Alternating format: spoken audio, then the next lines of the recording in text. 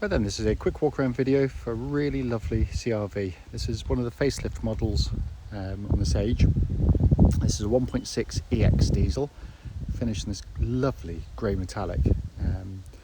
Fitted with some nice options as well actually. The side steps you can see and the high level rear spoiler, which really add to the look of the car. The car's covered 69,000 miles, it's a lovely history and is in beautiful condition. Also, by the way, the other added option, and the one that's really sought after, is the auto cruise control. But go around the car, front of the car, new style front end, looks fantastic and in lovely condition. Really clean bonnet, just pretty much unmarked. Near side of the car, again, mirror smooth, absolutely mirror smooth in the panel work.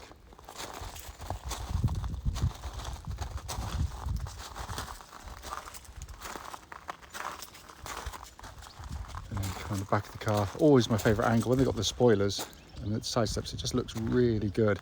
It's subtle, it works really well, it's not tacky at all. And then on the back of the car, again, the new chrome strip and the high level spoiler there, looks good. Off side of the car, again, just unbelievably clean. It's one of the cleanest you'll see anywhere, in every way actually.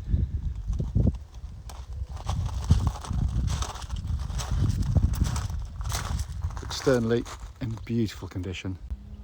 Coming to the boot area now, electric tailgate works perfectly as you can see, and just amazing condition and a cavernous boot. Coming to the back, enormous amounts of legroom in the back of the car, and given the fact that these are ordinarily family used and very heavily so, this one's been treated very gently in the back. Coming on the front, on the passenger side, again, all very clean and tidy. Just the odd sort of entry mark getting in and out, but that is pretty much it. The sun's come out to play now, unfortunately, which is a bit glary, but to continue nonetheless. Again, all very clean and tidy. And again, on the driver's seat, as you'd expect of any 7-year-old car, it's got the odd minor wear, but it's, again, much better than most of this vintage. So inside the car now, engine is running as is always the case, so the dash can be seen illuminated. The dashboard just looks pretty much as new. Sat nav working perfectly. Pop the car to reverse with that lovely clear gridded parking camera, which you can configure in different ways as well.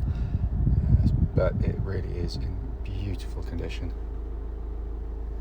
Coming up to the dash binnacle, pan in there for you. 69,863 miles. And no warning lights on the dashboard. But again, it is in superb condition in here. Finally, just to show you, owner's manual pack and lock and wheel nut key, both here and present with the car. Right then, this is a quick road test video, and this is for a Honda CR-V. It's a 1.6 EX diesel. This car is registered CV15FNC. With a mileage of 69,855 recorded.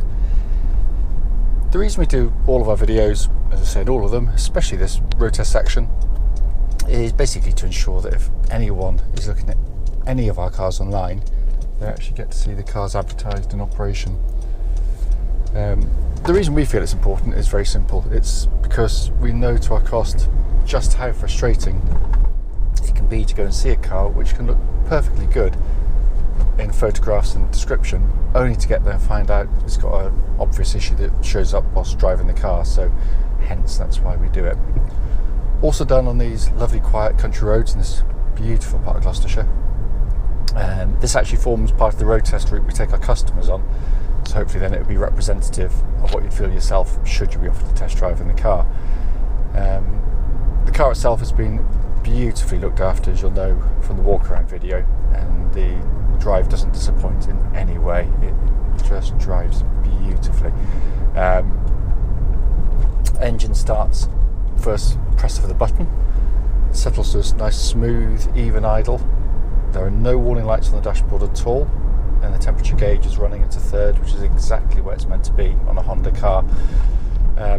So this constitutes rush hour around here. It's just before 9 o'clock, so it's probably a tad busier than normal, but still very quiet. The engine's just a brilliant diesel.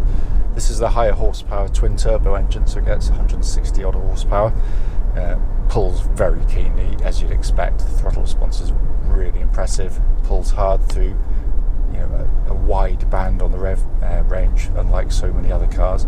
And obviously driven normally, very economical as well. Being a Honda, tough, reliable, very long lasting with regular maintenance. Simple as that. It's a lovely unit, but it's just a lovely engine to use day in, day out. Really is.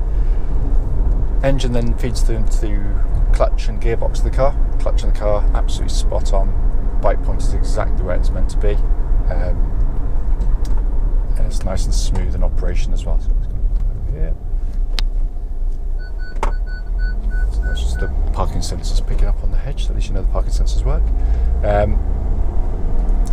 Gearbox, 6-speed manual gearbox, and fantastic to use. The positioning the gear lever nice and high up, your hand literally just falls onto it. Shaping of the gear knob, everything about. Sometimes you get in a car and I don't know how manufacturers do it. You put your hand on the gear and it just feels wrong straight away, or you've got to sort of reach down to get something, or get to it, or slightly awkward. It's just perfect where it is. And then you've got the actuation, because the gear change quality is brilliant. It's short and throw, it's lovely and kind of mechanical in feel, which is ironic given the fact that, as with so many cars these days, it's actually a cable that runs the gearbox. But Honda make a great effort to make you feel part of the drive of the car. You shouldn't feel as though the gear change should be a chore. It should be something that's satisfying to use, and it is brilliant, absolutely brilliant. And that feels absolutely as it would have done when it was new. There's just no wear in it at all. Steering of the car, Honda, the CR-V is the best-selling SUV in the world, and when you drive it, you kind of understand why, because it just drives so well. Steering, which tracks dead straight, by the way, no vibrations either at this speed or any speed up to legal limit. It's just it's fantastic. It's very car-like in the way the car responds. The steering's precise, it's accurate, really nicely weighted. It makes you feel very confident on the road with the car. So just turn in, minimal movement, car follows faithfully. The chassis is really good as well, because it doesn't allow for too much body motion, but it still allows for a very supple and comfortable ride. Worth pointing out, there's absolutely no clonks or rattles emanating from underneath the vehicle. Shouldn't be there. The whole car, as you'd expect of a Honda, just feels incredibly tight and taut on the road. It's by stark contrast to say some of its competitors. I'm going to give the brakes a bit of a thump in a second, but not quite yet, because I'm going to chat rather close behind. So I'll do it when I pull up this following road, swing round.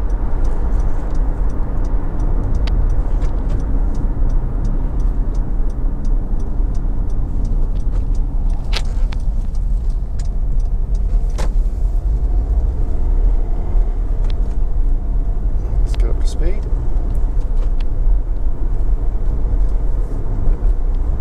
Letting their pigeons out for a pigeon race or something. Right. So I'm just going to give the brakes a bit of a shove. Make sure I was there. Ooh, cracky me. Yeah, they're very good. Phone's falling on the floor. Yeah, perfect. There's no pulsing, no vibrations. That's kind of what I'm looking for. When you hit the brake pedal, they should be powerful, which they definitely are. But they shouldn't kind of pulse or vibrate when you hit the brake pedal. So all in very, very fine order there. Coming to the interior, the first thing you notice, especially this generation CR-V, is the build quality. Absolutely no squeaks, no rattles. They feel incredibly solid. As I say in lots of videos, because it does frustrate me when you read, the motoring press and the road test when they test brand new cars, of course. It's always the usual candidates that they hail as being the best built. The Germans, and they're very well made cars. There's no two ways about it. But build quality isn't about initial quality. It's about how build lasts the test of time, durability, and so many of those lauded when they're new. groan and creak and rattle horribly and show lots of wear inside, whereas the Hondas don't. And that to me is real build quality. And perhaps these manufacturers or press should come back to cars in 5-10 years time and see how these cars are getting on, because it'd be an interesting exercise, I have to say, because this is beautifully made. It's also just a lovely place to sit. You've got brilliant visibility all around in the car. It gives you a sense of being completely in control. Massive wing mirrors, forward visibility, rear visibility, all absolutely fantastic in the car. And the dash itself, which is, it's been the EX model, top of the range, it's very heavily equipped, but it's all very straightforward. A couple of days in the car and it's all second nature, pretty much. There's odd things which, are harder to fathom out than others, notably. So the sat-nav's really good. It's got some oddities to it. It works beautifully, but it's, fairly early infotainment, is a phrase I hate. Dual zone climate control system, absolutely ice cold air coming out of that. Obviously gives you the opportunity to have different temperatures side to side. And the quality of every little switch is so satisfying to use. They say brilliant at this kind of stuff. Dash in front, simple, legible, beautifully displayed. Perfect. Steering wheel, leather bound, small diameter. Again, just shows virtually no sign of wearing it at all. This car, again, hopefully you already know, is equipped with the really sought after option of the adaptive cruise control. So basically, when you set your cruise, it's got a radar built into the Honda badge on the front, which monitors the distance between you and the car in front, so it'll speed you up and slow you down. You've also got lane mitigation, so if you sort of start to sort of drift across the road, it'll beep at you. Car in front, it will hit the brakes if necessary, but it'll certainly warn you if you're getting too close to a car in front. It's a really lovely thing to have on the car. I've used it on many generations of Hondas, and it's fantastic and all functioning perfectly. This is a four-wheel drive version of the CR-V, because not all of them are. Basically, there's no buttons to press, it does it all for you. Again, Honda, with their experience, worked out really quickly that most of their customers would be doing as I am today, just driving in perfectly good conditions where you don't need four-wheel drive running. The problem with permanent four-wheel drive is, by definition, it's on the whole time. So that means you're going to get through your tyres more quickly, you're going to use more fuel. Oops, daisy.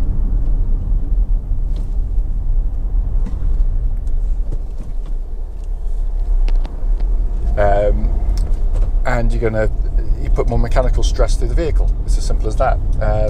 The way this system works is very clever. It basically runs in front-wheel drive the whole time, which is the most efficient way to pull a car along. Should it need to go into four-wheel drive, it'll do it itself. So if you were pulling out of a junction on snow or ice, or as we do, pull a caravan through a bit of mud, works via the traction control, so as soon as the front wheel starts to lose grip, it instantly and seamlessly brings in the rear wheels to give you four-wheel drive, and it reacts far more quickly than you ever could. It's brilliant. So we've used it with ours, and we've never come close to getting stuck, nor have we had any issues with the four-wheel drive system on any Honda car using it in all the time we've been in business, nearly 30 years. So it's robust indeed. Probably, in fact, it's not been used very much, in all honesty. As I said at the start of the video, it's a brief one, but it's just to show the car operating. It drives absolutely perfectly. Cannot fault it, and I hate it. It's such a cliche for the used car trade, but it literally does drive like new. It is wonderful. So I'm really trying to get my phone. As always, though, if you've got any questions, don't hesitate. Do give us a call.